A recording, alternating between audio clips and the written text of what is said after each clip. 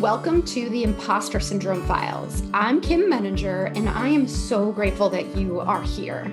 It's now been more than a year since I started this podcast, and I can't tell you how much I've learned and grown from the conversations that we've had here.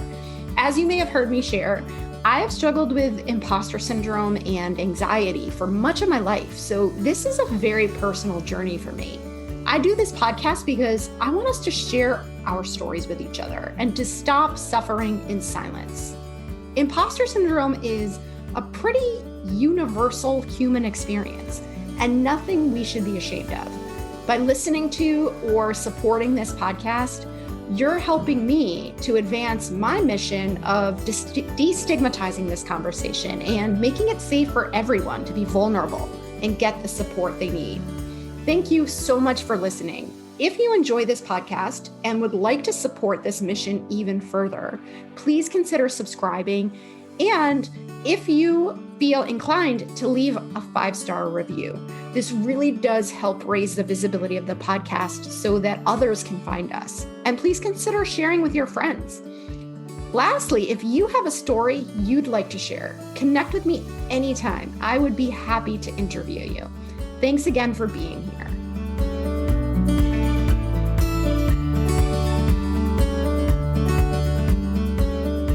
Welcome, Kat. I'm very excited to talk to you today. And before we jump in, I'd love to just learn a little bit more about you. Can you tell us about yourself? Sure. Hi, Kim. And first of all, thank you so much for inviting me onto this podcast to talk about my imposter syndrome journey. I am a data scientist with a background in computational biology. I now work at Exponent, which is an engineering and life science consulting firm. And I have a keen interest in healthcare, so I typically write about more serious and consequential topics such as prescription drug affordability. However, I recently took a foray into children's book writing and self-published my first book, Adventures of Pierre the Munchkin. I love that so much. And that just seems like such a contrast from data science and what you must be doing all day long, right? I can't wait to talk more about what inspired you and what that journey looked like. Before we jump into that, though, I want to ask you my standard questions of what does imposter syndrome mean to you and how, if at all, has it shown up in your life or in your work? Absolutely. So when I think about imposter syndrome, and I just learned about the term for it a couple of years ago, but to me, it means not giving yourself enough credit for accomplishing great things. So for example, when I earned my Doctor of Philosophy degree, which, is no small feat, but in the back of my mind, I'm thinking, oh, everybody in this field gets a PhD because, I'm living in Massachusetts, which is a biotech hub. I'm surrounded by Ivy League schools. So to me, I meet so many people who have that higher degree, who might even have a PhD, MD. To me, it's like, oh, thanks, but I'm just joining the masses. It's no big deal.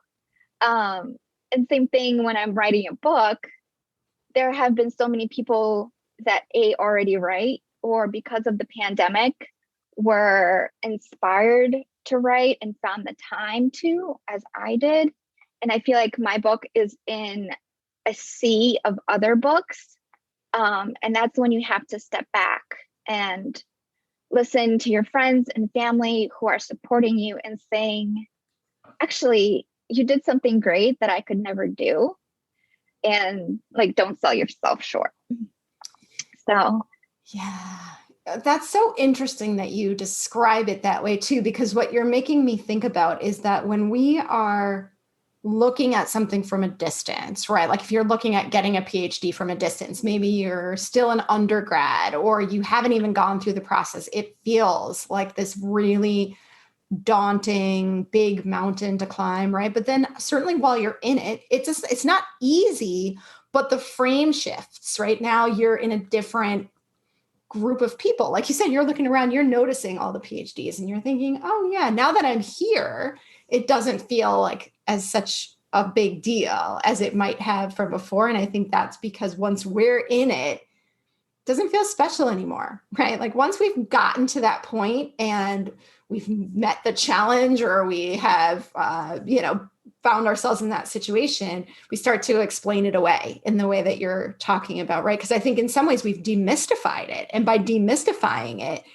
we undermine its significance. And so what you're talking about of really just accepting that, hey, you know what? No, I may be surrounded by PhDs because of the nature of the work I do and the program that I enter. But when you look at it as a percentage of people in the world, right? Like, no, Exactly. right?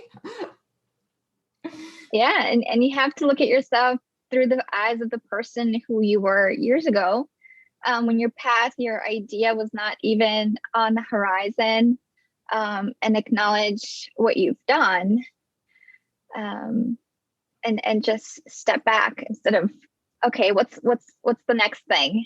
What am I going to do next? Just take a step back and give yourself permission to feel the accomplishment.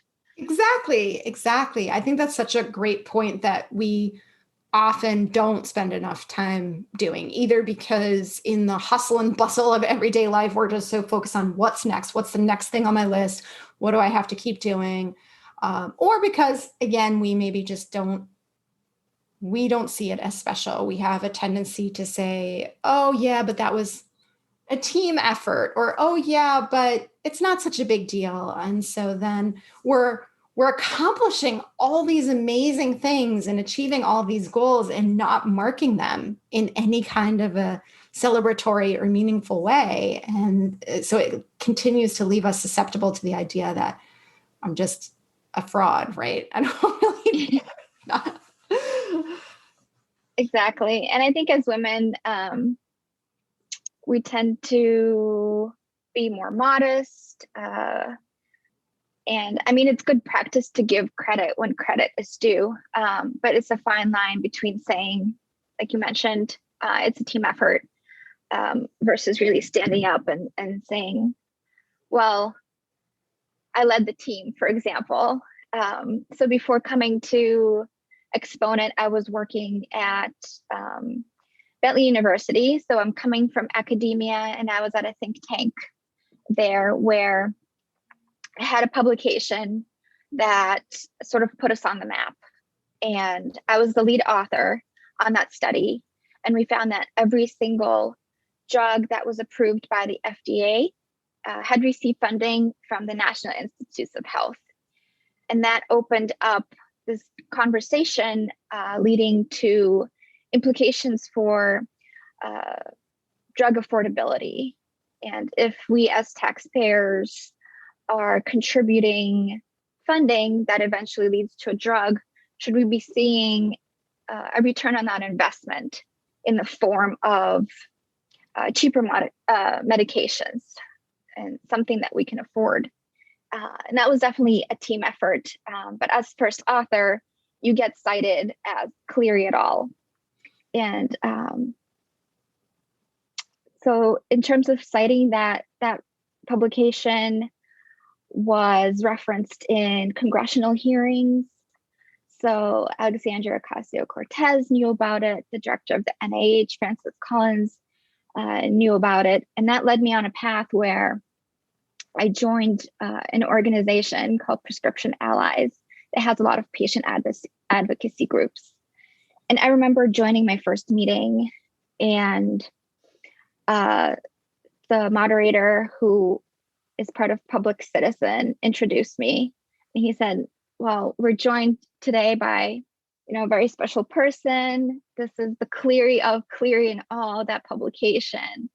And this is a Zoom meeting, and the chat just went wild. And they're like, oh my God, that's you?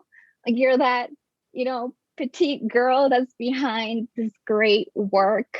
And someone, they literally said, oh my God, that's you. And someone said, you're famous around these parts. And so that obviously felt good. But, I also had to allow myself to accept that praise. And later on, it's funny, I was watching the Mockingjay movie, the part of the Hunger Games, and looking at Katniss and how she inspires this revolution. And so I feel that maybe I'm the Mockingjay for people who are using this work to fight for drug affordability. And so it really makes me want to go on and do great things. Wow. So can you say more about what, if anything, you had to do mentally to get to a place where you could internalize that and accept that, yeah, I'm that person, right? I had to hear it many times. And I had a boss that was very supportive, that kept nominating me for awards, and I just kept finding opportunities to talk about my work. But then something you had mentioned about self-promotion when we first met, and writing down your achievements. And then because I don't do journaling, I don't do reflection enough. So for me to put it down on paper, which eventually led to a newsletter, I mean, that really puts it into perspective and solidifies it, because you've written it down, and you've screenshot your altmetric score, which is how many citations you get, and all these different accolades that you can receive. And then little by little, you start gaining that confidence, which is a must, because once you're out in the real world, you have to keep selling yourself. Just having a PhD on your resume wouldn't be enough. Yeah, that's interesting that you're mentioning these kinds of metrics, right? And metrics come in different shapes and sizes. I know a lot of people worry that their job isn't quantifiable, but it doesn't have to be quantifiable in traditional data ways, but just to be able to slice it in such a way that you can recognize the efforts or the outcomes that you've achieved. Exactly. And that external validation is so important to us. Mm-hmm. Yeah, exactly. And it's interesting because external validation is a big driver for people with imposter syndrome, but that ability to internalize it is usually the missing piece. And so, I love that you're talking about just actually listening to it, right? Like actually being with it for a while. That can help to absorb it a little bit more effectively. Absolutely. So do you still, and we can shift gears a little bit too and talk about your book. Like, how does imposter syndrome show up for you now? Yeah, so the children's book was a completely different journey for me. I don't have kids, so this is something I wanted to do because I was inspired by my cat, and maybe as a fellow cat lover, you would appreciate that. But it was several years in the making, and it wasn't until the world quieted down, when everything was closed, that I could be alone with my thoughts. And I just ended up rewriting everything that I had. And when I first started, I did not know the difference between self-publishing and traditional publishing, which generally means that when you traditional publish, you have an agent or publishing house that picks up your work. And that would take some time, because now that everybody's publishing, there's massive delays. So maybe 6 months.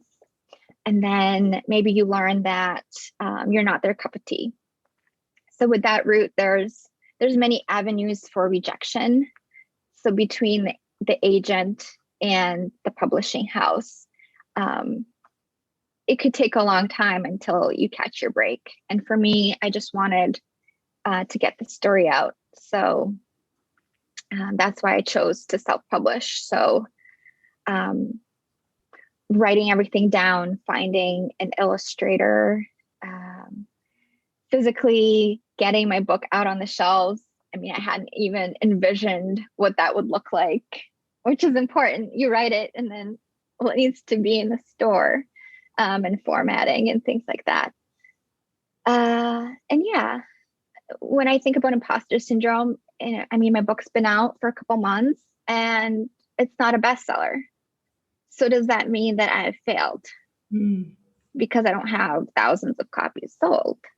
But for me, I accomplished my goal of getting the story out, and doing something that I didn't envision doing. And for me, I know that that will open up a different path of me, having that skill and maybe knowing a bit about marketing and things like that. So I know that it was not for nothing. Did you have to consciously define success in your mind, like before you embarked on this journey, or was that something that you came back to as you were going through it, or as as you finished the book and started putting it out there? I was definitely going through it, because once you join a community of fellow authors, people talk about marketing 90% of the time. They say that writing is the easy part and the rest is getting your book out there. So for me, maybe my current goal is sell 100 books in 100 days. But then I have to remind myself that at one point you have to step back and just appreciate what you've done, because you can spend so much time on marketing and it might be frustrating if you don't see return on that time you've spent. And you don't want to get to the point where you're belittling your accomplishment. Now, I'm also curious because you mentioned the community. Did you feel pressure, like peer pressure in any way? Were you finding yourself comparing yourself to other people or using those kinds of measures to measure your own success? You do inadvertently, because you have people who do this as a full-time job and they'll say, oh, I sold 40,000 copies. And but they're also trying to be helpful. They're saying, okay, you need to do this, do a vendor fair, print out placemats, do author signings, which are hard to do in a pandemic, because even though we're coming off of it, a lot of places are still shy about doing author signings. So your mindset tends to shift into seeing what other people are doing and try to match that, which isn't always possible when you have a full-time job. Yeah, exactly. Right. That could be a full-time job in and of itself. You and I were talking a little bit before we hit record, right, about the feedback piece. And I want to hear you say a little bit more about that, because I know that's got to be challenging from a confidence perspective too.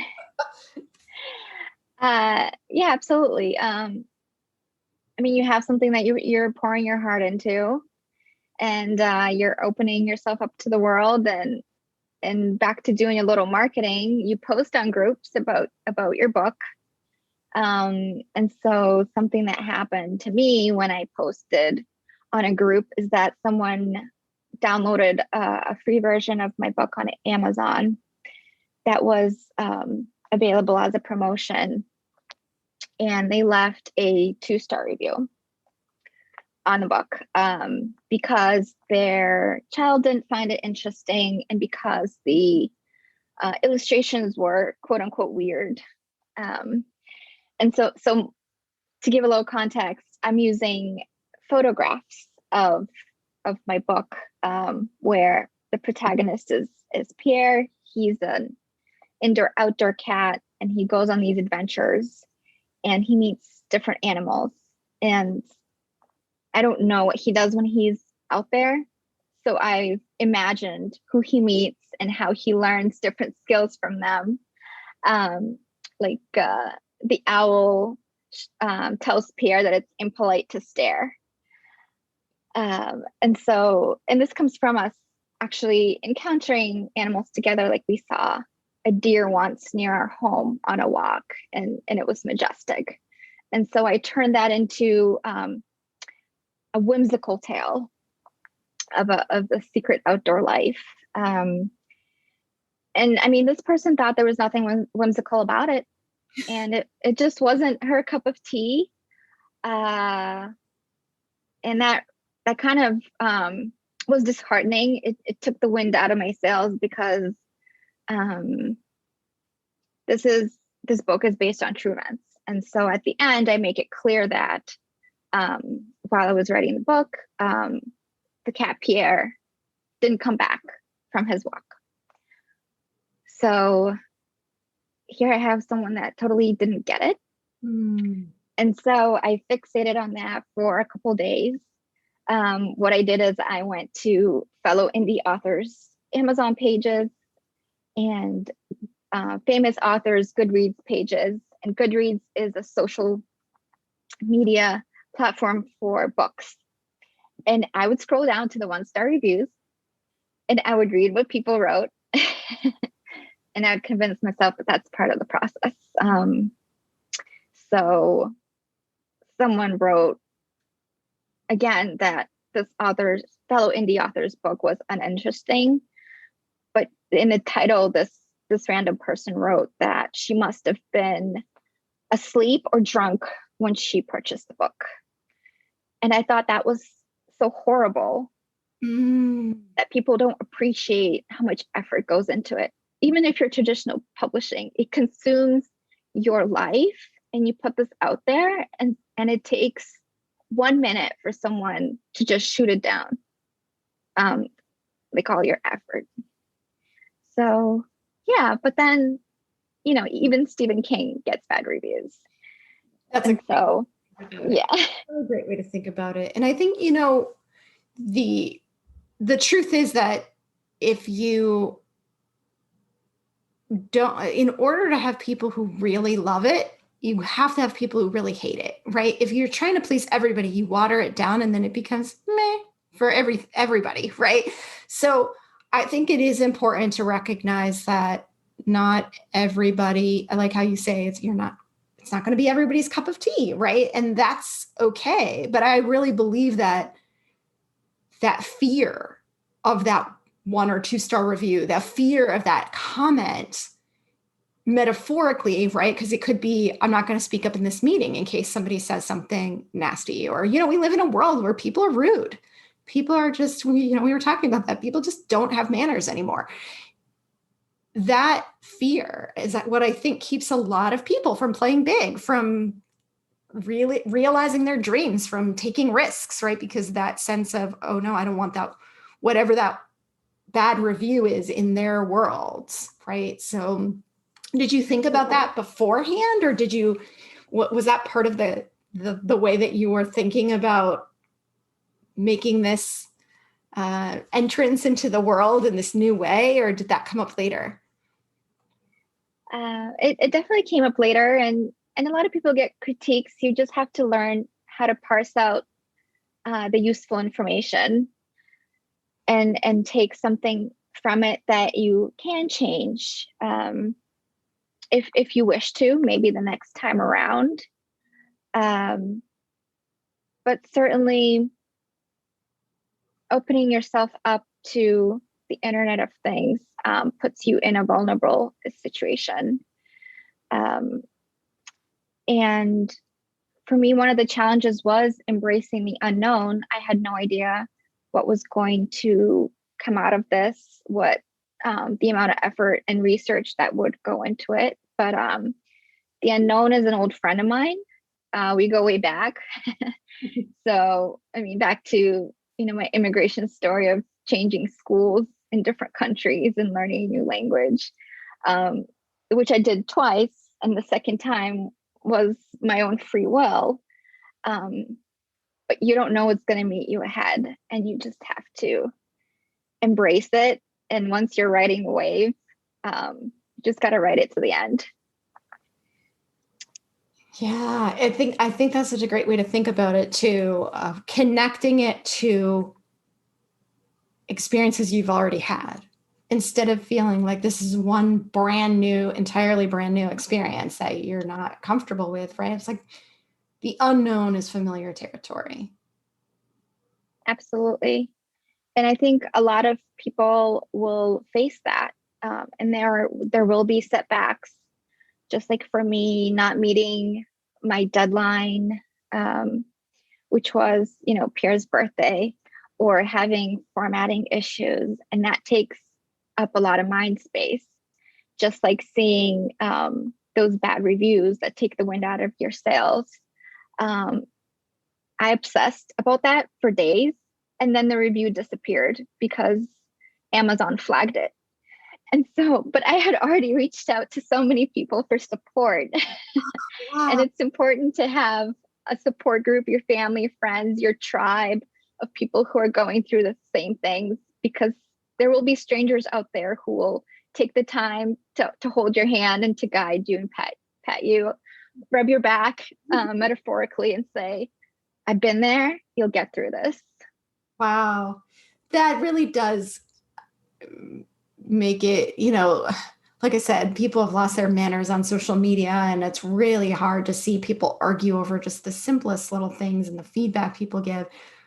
But that counterbalance that you're describing of strangers supporting one another is definitely really inspiring. And I think that if we're going to choose how we spend our or focus our attention, that's a good place to put it. Absolutely. Is there anything else that you would share in terms of advice for people who are, going in a new direction, who are worried about taking that risk and what might happen? Absolutely. I mean, my first piece of advice would be to not hesitate to ask for help, because there are people who enjoy giving advice. Or if you feel like you're up against something and you need to delegate. For example, my book is based on photographs of Pierre and different animals. And so I outsourced the photoshopping skills of putting the animals together with scenes of New England, to someone who had the time, who could do this quickly. And she's in Pakistan. And so we helped each other. And you do have to keep going, because it'll be worth it at the end. And as you're going through this and as you're reaching the end, and maybe you've done what you've set out to do, my best piece of advice would be to give yourself permission to celebrate your accomplishment in the ways that your support group celebrates you.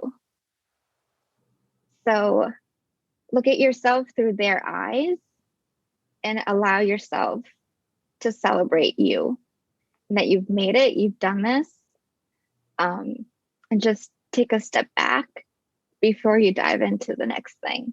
Mm, yeah. And so knowing what you know now, everything that you went through, would you do it again? That's a good question, because I do have an idea for another book. Ah. Um, and this book focuses on a different cat. I think my books might all focus on cats. But this one in particular is one we adopted that has ended up having a disability. So this cat, he's 1 year old, but he has cerebellar hypoplasia. So that's also called wobbly cat syndrome. Oh. It's an underdevelopment of his brain, and he has a mild case of it, but he still has to have a very wide stance when he walks to balance. And so it's hard for him to jump. Like, he's a cat who can't jump, who kind of puts one foot in front of the other and falls.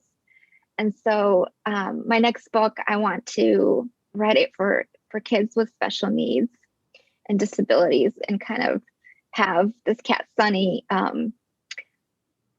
get past his inability and in that way support someone who might be going through the same thing. And this is something that I'm hoping, not that I didn't want Pierre's story to be shared, I do, but I want more people to see it. And so I'd want to try to traditionally publish.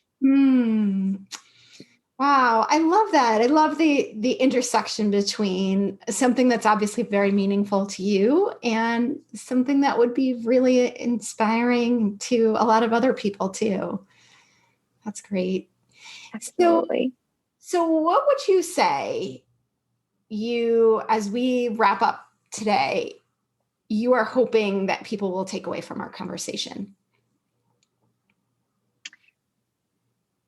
Well, I hope that people will be inspired to embrace the unknown in their life, whatever that may be.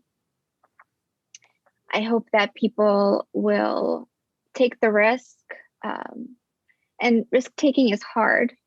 I mean, I could have quit my job to do this, but to me, I had a small risk of time investment ahead of me.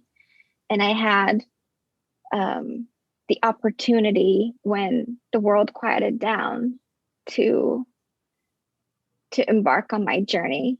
So if our viewers can find the opportunity and take it and pursue it, that I hope they will.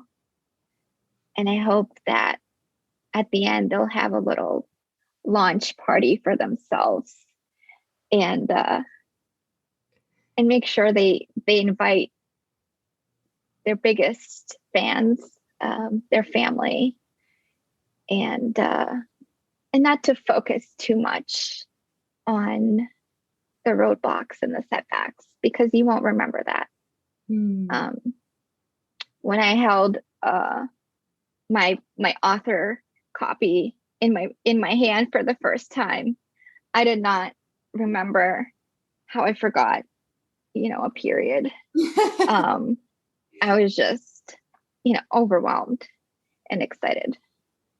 I love that, Kat. Thank you so much for sharing your story, for giving us all of these great insights. It's really inspiring. I hope you do write that next book. I think it's something that a lot of people would benefit from reading. So thank you again.